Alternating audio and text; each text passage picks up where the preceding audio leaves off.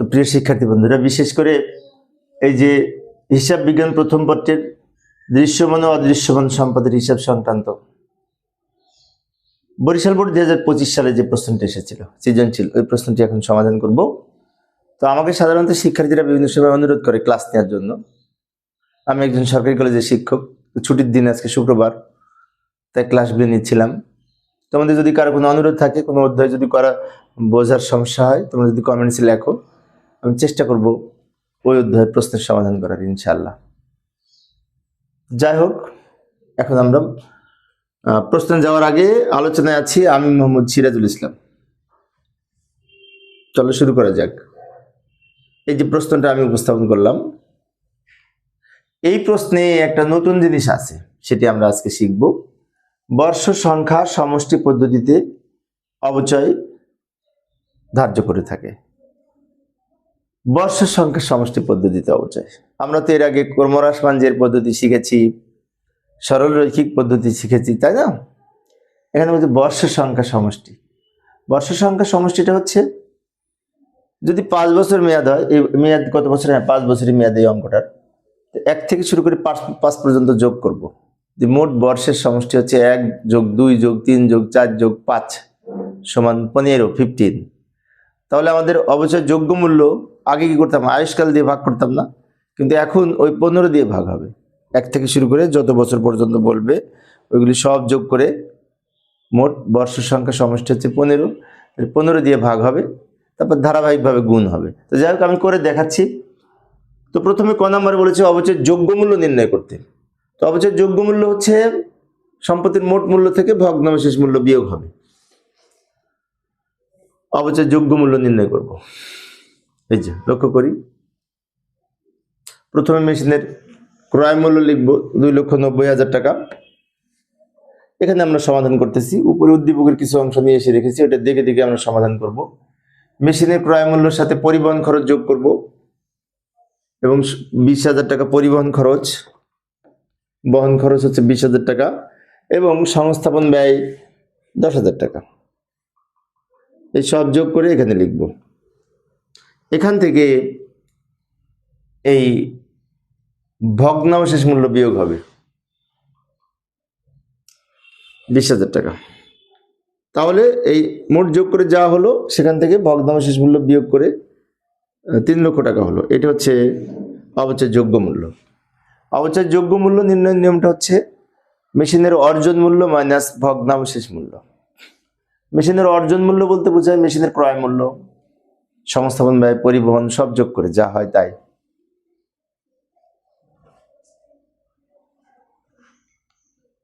ক নাম্বার শেষ। অবচয় যোগ্য মূল্যটা কিন্তু পরবর্তীতে কাজে লাগবে আমাদের, সেজন্য একটু খেয়াল রাখবো। অবচয় যোগ্য মূল্য 3 লক্ষ টাকা হলো, এটা আমাদের পরবর্তীতে অঙ্ক করার সময় খ নাম্বারে কাজে লাগবে। তো খ নাম্বারে বলেছে অবচয় সারণী প্রস্তুত করো এই বর্ষ সংখ্যা সমষ্টি পদ্ধতিতে। বর্ষ সংখ্যা সমষ্টি পদ্ধতিতে অবচয় সারণী প্রস্তুত করতে বলেছে। ভালো কথা, আমরা এখন সমাধান করব।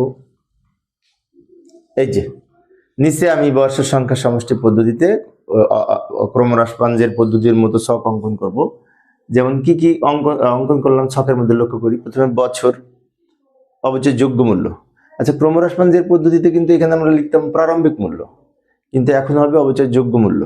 তারপর অবচয়ের হার, তারপর অবচয়ের পরিমাণ, তারপর ক্রমযোজিত অবচয়, সবার শেষে সমাপনী মূল্য। এইভাবে করব। তার আগে একটা কথা বলে রাখি, এই উদ্দীপকের অংশটা উপরে আমি নিয়ে এসে রাখলাম, এবং এখানে আরেকটা জিনিস আমি ছোট্ট করে লিখে রেখেছি। বর্ষ সংখ্যা সমষ্টি সমান মেয়াদ যেহেতু 5 বছর, তাই যে 1 2 3 4 5 আমি একটু উল্টা করে লিখেছি। উল্টা করে লেখার কারণ আছে, একটু পরে ব্যাখ্যা দিচ্ছি। তো যাই হোক, 5 থেকে 1 পর্যন্ত যোগফল হচ্ছে 15। তো বর্ষ সংখ্যা সমষ্টি পদ্ধতিতে আমাদের মেয়াদ যত বছর, 1 থেকে তত পর্যন্ত যোগ করে আমাদের বর্ষ সংখ্যা সমষ্টি নির্ণয় করতে হবে। Sum of the year digit method এটাকে বলে। যেমন 1 থেকে 5 পর্যন্ত যোগ করে আমরা পেলাম 15। এটা একটু মনে রাখবো। আমাদের মূলত একটু রাফ। এখান থেকে প্রশ্নের উত্তর। এখন আমরা আসল জায়গায় যাচ্ছি। 2021 সালে মেশিন কিনেছে। 2021, 22, 23, 24, 25 সালগুলি লিখলাম। অবচয় যোগ্য মূল্য কত টাকা মনে আছে? কিছুক্ষণ আগে ক নাম্বারে অবচয় যোগ্য মূল্য বের করেছিলাম, 3 লক্ষ টাকা হয়েছিল। তখন বলেছিলাম এটা পরে কাজে লাগবে, এই যে এখন কাজে লাগবে। অবচয় যোগ্য মূল্য 3 লক্ষ, সবার ঘরে সমান হবে, সমান 3 লক্ষ টাকা লিখলাম। সহজ না? এই পর্যন্ত সহজ। এইবার অবচয়ের হার কি হবে? আমরা এর আগে দেখেছি ক্রমহ্রাসমানজির পদ্ধতিতে যখন অবচয়ের পরিমাণ নির্ণয় করেছি, সারণী প্রস্তুত করেছি, তখন কিন্তু একটু পার্সেন্টেজ বের করে নিতাম, অথবা দেয়া থাকতো প্রশ্নে। এখানে পার্সেন্টেজ নাই, কিন্তু আরেকটা জিনিস লিখতে হবে, সেটা হচ্ছে যে এই অনুপাতটা লিখবো 5:4:3:2:1। আমরা যদি অনুপাত মনে করি তাহলে এইগুলোর সমষ্টি 15, তাহলে আমরা প্রথম ঘরে লিখব উপরে 15, উপরে 5 নিচে 15, এই যে উপরে 5 নিচে 15, অর্থাৎ 15 দিয়ে ভাগ 5 দিয়ে গুণ। পরের বছর লিখব 4 উপরে 15 নিচে 4/15, তারপর লিখব 3/15, 2/15, 1/15। ভালো করে লক্ষ্য করি, যদি আমরা অনুপাতের যখন অঙ্ক করেছি তখন দেখেছি কোনো একটি টাকাকে যদি নির্দিষ্ট অনুপাতে ভাগ করে দিই তখন কি হয়, এগুলি সব যোগ করে যদি মনে করি 5:2, 4:3:2:1 এইভাবে যদি থাকতো, তাহলে সবগুলা যোগ করে যেটা হতো, প্রথম জন পেত 5/15, দ্বিতীয় জন 4/15, 3/15, 2/15, 1/15, এইভাবে ভাগ হতো না? অনেকটা ওই রকম। অর্থাৎ বর্ষ সংখ্যার যে সমষ্টি প্রত্যেকবার সেটা দিয়ে ভাগ হবে, আর এখানে 5 থেকে গুণ শুরু হবে।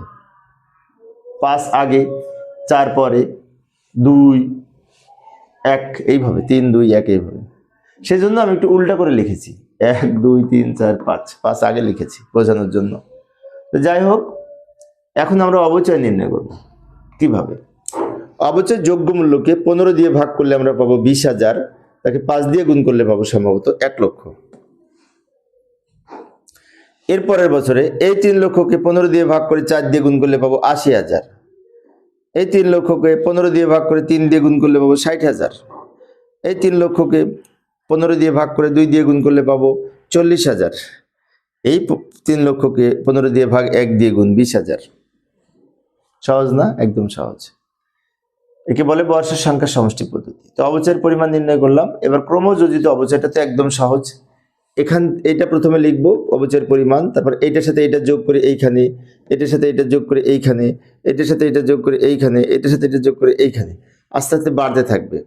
প্রথম বছরের অবচয়ের সাথে দ্বিতীয় বছরের অবচয় যোগ করে এখানে লিখব, এই অবচয়ের সাথে এটা যোগ করে এখানে লিখব, এটার সাথে আবার এটা যোগ করে এখানে লিখব, এইটার সাথে এটা যোগ করে এখানে লিখব, এবং মোট যে অবচয়ের সমষ্টি হবে সেইটার সাথে অবচয় যোগ্য মূল্য মিলে যাবে। এ হচ্ছে আমাদের ক্রমযোজিত অবচয়। এবার সমাপনী মূল্যটা কিভাবে নির্ণয় করব? সমাপনী মূল্য হচ্ছে বুক ভ্যালু। সমাপনী মূল্য নির্ণয়ের নিয়ম হচ্ছে মোট মেশিনের মোট মূল্য, বিশেষ করে মাইনাস এই অবচয়ের পরিমাণ। তাহলে মেশিনের মোট মূল্য যা ছিল সেখান থেকে অবচয় বিয়োগ করে কত হবে? এই 2,20,000 হবে। 2,20,000 কিভাবে হলো ভালো করে বলি।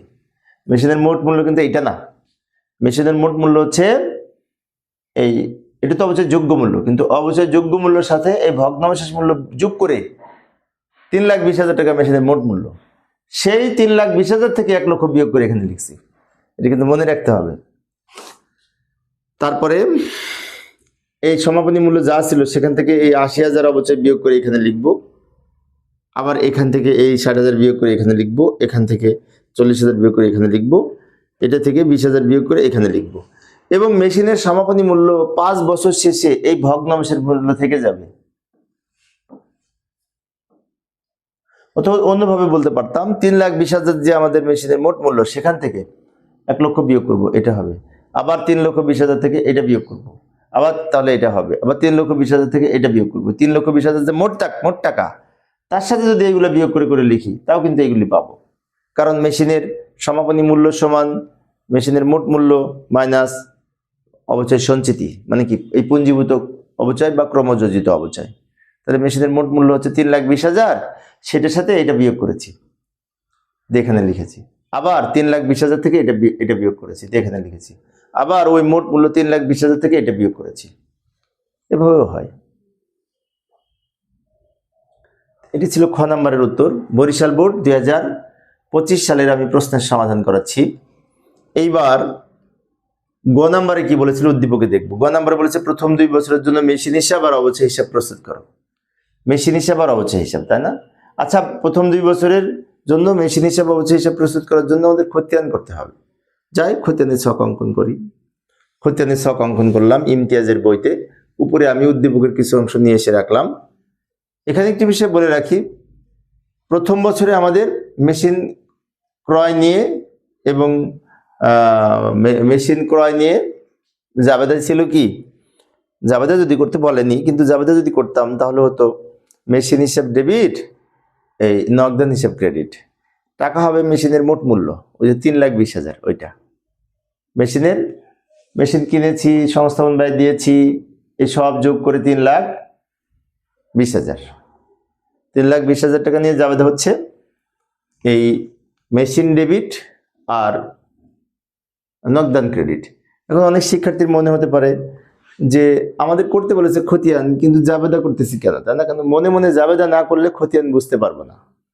খতিয়ান করতে হলে অবশ্যই আমাদের মনে মনে জাবেদা করে নিতে হবে, তারপর ওই জাবেদা অনুযায়ী খতিয়ান করতে হবে। তাহলে 3,20,000 টাকা নিয়ে জাবেদা হচ্ছে মেশিন ডেবিট নগদান ক্রেডিট। তাহলে মেশিন হিসেবে ডেবিট দিকে টাকা লিখবো, নাম লিখবো নগদান, নগদান নাম লিখে মেশিন হিসেবে ডেবিটে টাকা লিখবো, এই টাকাটা এখানে চলে যাবে। আচ্ছা, এবার ডিসেম্বর 31 তারিখ দিয়ে, জানুয়ারি 1 তারিখ দিয়ে 2022 সালের 2022 সালে কিন্তু মেশিন নিয়ে কোনো জাবেদা না হবে না। যদি না হয় 2021 সালে যে মেশিনটা ছিল আমি যদি না বিক্রি করি, যেহেতু স্থায়ী সম্পদ, 2022-এও কিন্তু থেকে যাবে। তাই আমরা এখানে আবার লিখবো ব্যালেন্স বলে এই টাকাটা এখানে লিখে দিব, মানে ব্যালেন্স থেকে গেল আমার। এটা হচ্ছে মেশিন হিসাব, মেশিন হিসাবের খতিয়ান চলমান যে ছকে করেছি আমরা। এবার অবচয় হিসাব প্রস্তুত করব। তো অবচয় হিসাব প্রস্তুত করার জন্য এই নিচেরটা হচ্ছে আমাদের উত্তরের অংশ। উপরে আমি ওই গণনা করে রাখছি প্রথম 2 বছরের অবচয় আমরা যে ছকের মাধ্যমে নির্ণয় করেছি না, ওইটা আমি একটু এখানে নিয়ে এসেছি। যেমন প্রথম বছরের অবচয় ছিল 3 লক্ষকে 15 দিয়ে ভাগ 5 দিয়ে গুণ 1 লক্ষ। কিভাবে 1 লক্ষ হলো আমি ওই খ নাম্বারে কিন্তু ব্যাখ্যা দিয়েছি, খ নাম্বার থেকে নিয়ে এসেছি। প্রথম বছরের অবচয় 1 লাখ, দ্বিতীয় বছরের অবচয় 80,000। এই দুটো অবচয় এখানে লিখবো খতিয়ানে। তো ওই যে কিছুক্ষণ আগে বললাম, খতিয়ান করতে হলে আমাদের মনে মনে জাবেদা করে নিতে হবে, সেই জাবেদা অনুযায়ী খতিয়ানে বসাতে হবে, তাহলে বোঝা সহজ হবে। যেমন 2021 ডিসেম্বর 31 তারিখ, অবচয় খরচটা সবসময় ডিসেম্বর 31 তারিখে লিখতে হয়, তাই ডিসেম্বর 31 তারিখ দিব। দেওয়ার পরে এই অবচয় 1 লক্ষ টাকা দিয়ে জাবেদা হবে অবচয় খরচ ডেবিট, পঞ্জীভূত অবচয় ক্রেডিট। তাহলে অবচয় খরচের ডেবিটে টাকা লিখবো, নাম লিখবো পঞ্জীভূত অবচয়, টাকা লিখবো 1 লক্ষ টাকা। 1 লক্ষ টাকা ডেবিটে আছে, ডেবিটে লিখে দিব। এখন এই অবচয় নিয়ে আরেকটা জাবেদা হবে, সেটা হচ্ছে অবচয় আয় বিবরণী ডেবিট, অবচয় ক্রেডিট। অবচয়ের কিন্তু 2টা করে জাবেদা, আমরা তো জানি, আয় বিবরণী ডেবিট, অবচয় ক্রেডিট। তাহলে আয় বিবরণী নাম লিখে অবচয়ের ক্রেডিট দিকে টাকা লিখবো, ডেবিট থেকে ক্রেডিট বিয়োগ করে 0 হয়। এবার 2022 সাল ডিসেম্বর 31, এই 80,000 টাকা নিয়ে আবার এই জাবেদা করব, অবচয় খরচ ডেবিট, পুঞ্জীভূত অবচয় ক্রেডিট। তার নাম লিখবো আবার পুঞ্জীভূত অবচয়, টাকা লিখবো ডেবিট দিকে 80,000, ডেবিটের টাকা ডেবিটে চলে যাবে। আবার পরের জাবেদাটা হচ্ছে আয় বিবরণী ডেবিট, অবচয় ক্রেডিট। তা আয় বিবরণীর নাম লিখে ক্রেডিট দিকে টাকা লিখবো, ডেবিট ক্রেডিট বিয়োগ করে এই 0 হবে, থাকবে না কিছু। এ হচ্ছে অবস্থা। তো প্রিয় শিক্ষার্থী বন্ধুরা, এই ছিল আজকের আলোচনা। আমি শিক্ষার্থীদের অনুরোধে অল্প অল্প করে আলোচনা করি, একটা করে বোর্ড। তোমাদের যদি কারো অনুরোধ থাকে কোনো অধ্যায় সম্পর্কে সমাধান করার, আমি চেষ্টা করব, কমেন্টসে লিখলে আমি ওই বোর্ডের অঙ্ক সমাধানের চেষ্টা করব। তবে আমি অবশ্য অনেক ব্যস্ত থাকি, আমি একজন সরকারি কলেজের শিক্ষক। আমি অ্যাকাউন্টিং এর সাথে সাথে আইসিটি ক্লাস নিয়ে আমার মডেল কলেজে, আমি বরিশাল সরকারি মডেল স্কুল অ্যান্ড কলেজে আছি। 800 স্টুডেন্ট, সবার আইসিটি ক্লাস আমি একা নিই, যার কারণে অনেক চাপের মধ্যে থাকি। তোমরা সবাই আমার জন্য দোয়া করবে, আমিও তোমাদের জন্য দোয়া করব। পরিশেষে সবাই ভালো থাকবে এবং সুস্থ থাকবে এই কামনায়। খোদা।